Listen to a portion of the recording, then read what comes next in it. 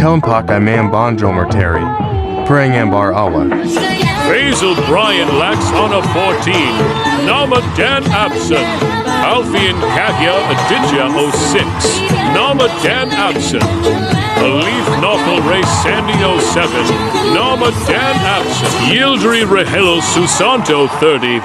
Nama Dan Abson. Assalamualaikum warahmatullahi wabarakatuh. Kali ini saya akan membahas tentang latar belakang pertempuran Ambarawa. Latar belakang pertempuran Ambarawa dimulai dengan insiden yang terjadi di Magelang. Sudah mendaratnya Brigade Artileri dari Divisi India ke-23 di Semarang pada 20 Oktober 1945. Pihak Indonesia memperkenankan mereka untuk mengurus tawanan perang yang berada di penjara Ambarawa dan Magelang. Namun ternyata mereka diboncengi oleh tentara Nederland Institute Civil Administration atau disingkat NISA, yang kemudian mempersenjatai bekas tawanan. Pada tanggal 26 Oktober 1945, pecah insiden Magelang yang berkembang menjadi pertempuran antara TKR dan tentara sekutu. Insiden itu berhenti setelah kedatangan Presiden Soekarno dan Brigadir Jenderal Vittel di Magelang pada tanggal 2 November 1945. Mereka mengadakan perundingan gencatan senjata dan tercapai kata sepakat yang dituangkan ke dalam 12 pasal, diantaranya sebagai berikut. Pihak sekutu tetap menempatkan pasukannya di Magelang untuk melakukan kewajibannya melindungi dan mengurus evakuasi allied prisoners war and internees atau akui tawanan perang dan interniran sekutu. Jalan raya Magelang Ambarawa terbuka bagi lalu lintas Indonesia sekutu, dan sekutu tidak akan mengakui aktivitas NISA dalam badan-badan yang berada di bawahnya. Kronologi pertempuran Ambarawa. Pertempuran Ambarawa terjadi pada 29 November dan berakhir pada 15 Desember 1945 antara pasukan TKR dan Pemuda Indonesia melawan pasukan Inggris. Pada 20 November 1945 di Ambarawa pecah pertempuran antara pasukan TKR di bawah pemimpin Mayor Sumarto melawan tentara sekutu. Pada 21 November 1945 pasukan sekutu yang berada di Magelang ditarik ke Ambarawa di bawah lindungan pesawat tempur. Namun pada 22 November 1945 pertempuran berkobar di dalam kota dan pasukan sekutu melakukan pengeboman terhadap kampung-kampung yang berada di sekitar Ambarawa. TKR bersama pemuda dari Boyolali, Salatiga, Kartosuro bertahan di kuburan Belanda sehingga membentuk garis medan sepanjang rel kereta api dan membelah kota Ambarawa. Sementara itu, dari arah Magelang pasukan TKR dan divisi V Purwokerto di bawah pemimpin Imam Androgi melakukan serangan fajar pada tanggal 21 November 1945 dengan tujuan memukul mundur pasukan sekutu yang berkedudukan di desa Pingit. Pasukan Imam Androgi berhasil menduduki desa Pingit dan merebut desa-desa sekitarnya. Lalu batalion Imam Androgi meneruskan gerakan pengejaran, kemudian disusul tiga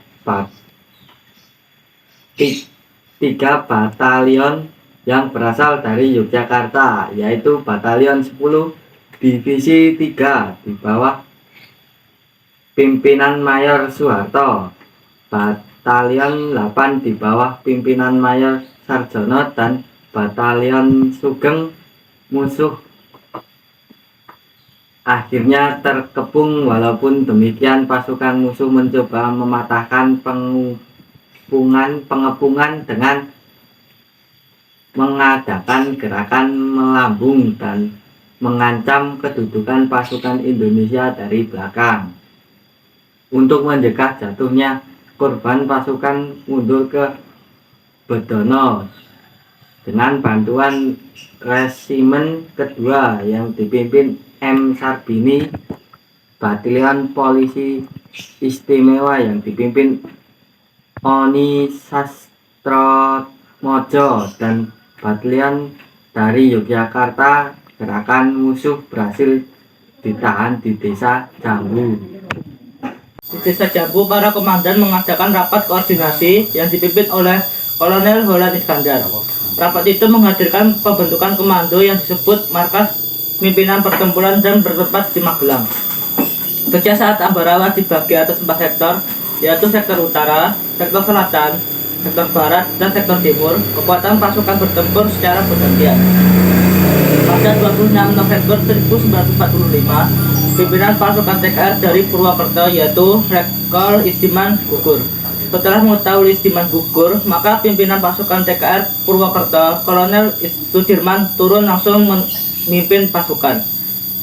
Kehadiran Sudirman semakin menambah semangat tempur TKR dan para pejuang yang sedang bertempur di Ambarawa.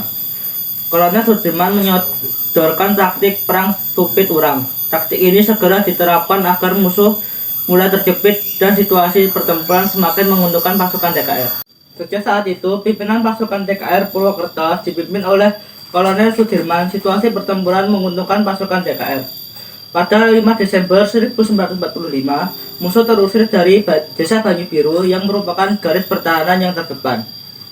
Pada 12 Desember 1945 dini hari, TKR bergerak menuju sasaran masing-masing.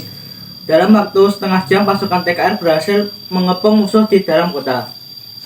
Pertempuran musuh yang terkuat diperkirakan berada di Benteng Willem yang terletak di tengah-tengah kota Ambarawa. Kota Ambarawa dikepung selama 4 hari 4 malam. Musuh yang merasa kedudukannya terjepit berusaha keras untuk melakukan pertempuran.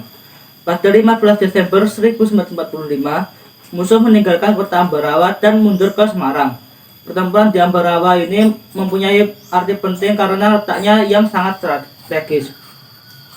Apabila musuh menguasai Ambarawa, mereka dapat mengancam 3 kota utama di Jawa Tengah, yaitu Surakarta, Magelang, dan Yogyakarta. Dalam pertempuran itu, pasukan TKR mengalami kemenangan yang gemilang. Dengan kemenangan ini, nama Sudirman semakin populer sebagai komandan dan pimpinan TKR. Kemenangan ini juga menunjukkan bahwa Republik Indonesia masih memiliki pasukan yang kuat, yaitu pasukan TKR dan rakyat yang menolak kembalinya penjajah di bumi pertiwi Indonesia. Untuk mengenang pertempuran Ambarawa, tanggal 15 Desember dijadikan Hari Infanteri. Selain itu, di Ambarawa juga dibangun Monumen Pahlawan Ambarawa. Pertempuran Ambarawa, pergerakan sekutu di Magelang yang terus mencoba menguasai dan buntuti pasukan TKR, membuat TKR Resimen 1 Kedu yang dipimpin oleh Letkol M. Sarbini melakukan tindakan dengan mengepung tentara sekutu dari berbagai penjuru. Keadaan yang tak seimbang membuat TKR semakin terpojokan dan menyelamatkan mereka dari kehancuran akibat adanya campur tangan Presiden Soekarno untuk melakukan negosiasi dengan sekutu dan membuat suasana menjadi tenang kembali. Namun sekutu secara diam-diam mulai keluar dari Magelang untuk menuju Ambarawa. Akibatnya pasukan TKR yang dipimpin Sarbini kembali mengejar mereka dan membuat gerakan mundur tentara sekutu di Desa Jambu karena dihadang oleh pasukan angkatan muda yang dipimpin oleh Oni Sastrodihardjo dengan bantuan pasukan dari Ambarawa, Surakarta, dan seluruh tentara sekutu kembali terhadang di Batalion 1 Serjo Sempono di Ngipik dan mencoba untuk menduduki desa-desa yang ada di Ambarawa.